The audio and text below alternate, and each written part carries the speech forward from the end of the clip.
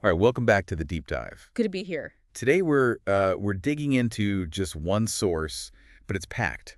It's the lyrics transcript for a song, Walls, by Marc A Ridge. Yeah, really potent stuff. Our mission basically is to unpack what's going on in these lyrics. Mhm. What does it actually mean to be holding up these walls? There's a lot there. There really is. And it hits you right away, doesn't it? That central image, holding up these walls, okay, but then specifically trying to keep the devil at bay. That framing, Yes.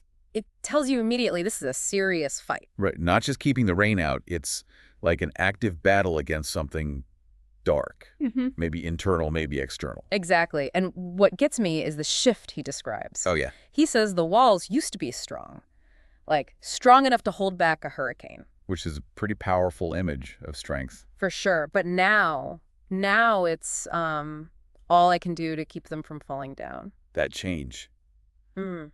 It feels heavy, like exhaustion setting in maybe. The struggle's getting harder. Yeah, definitely a sense of weariness. And maybe that pressure, the devil or whatever it represents, leads to this really intense internal conflict he talks about. You mean the am I a man or am I a beast part? That's it. And those images, blood on my hands, gritting my teeth, stark stuff. Contrasted with heart like a lion but love like a lamb, that's quite a pairing. It is. How do those exist together? You know, it really makes you question the cost of this whole wall-holding thing on who you even are. Right. But then, alongside that struggle, there's this almost acceptance of judgment. How so? Well, the lines like, call me the judge and let my soul be damned, and talking about being shackled, dragged through hell, slandered, it's like he's saying, bring it on. That's a good point. It's a kind of defiance, isn't it? A refusal to back down from the consequences or the pain. Yeah, and that ties into the resilience you mentioned. Absolutely. The idea that someone might try to put out this fire and his response is just flat out, you ain't putting out this flame. Total determination. I'll fight through it all. Exactly.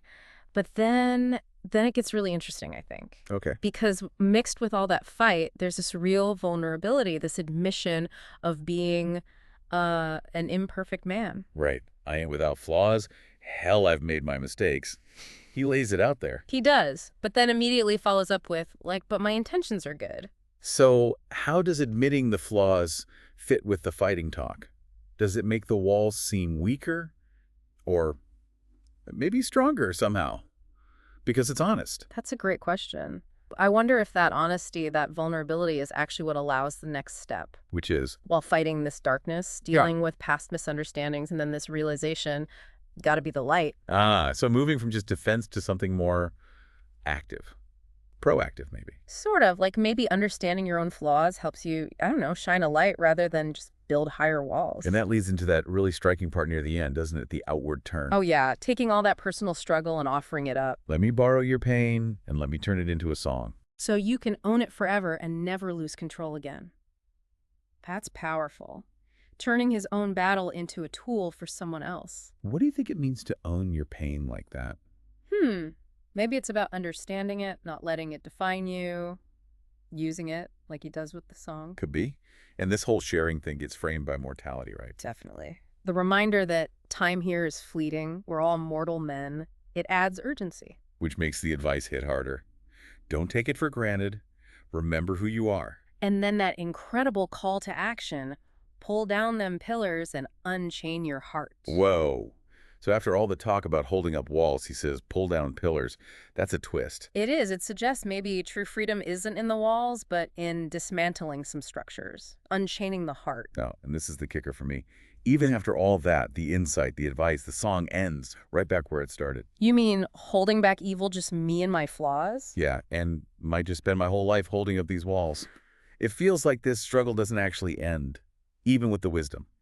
That's true. Maybe the understanding changes. Maybe the way he holds the walls changes, but the need persists. It's quite the journey he takes us on in these lyrics. It really is.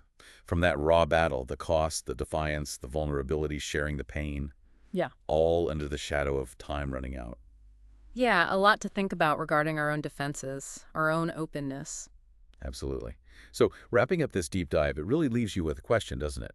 Thinking about your own life. What are the walls you're constantly working to hold up? And maybe, just maybe, are there any pillars you could stand to pull down, you know, to unchain your own heart? Something to chew on. Thanks for digging into this one with me. Always interesting.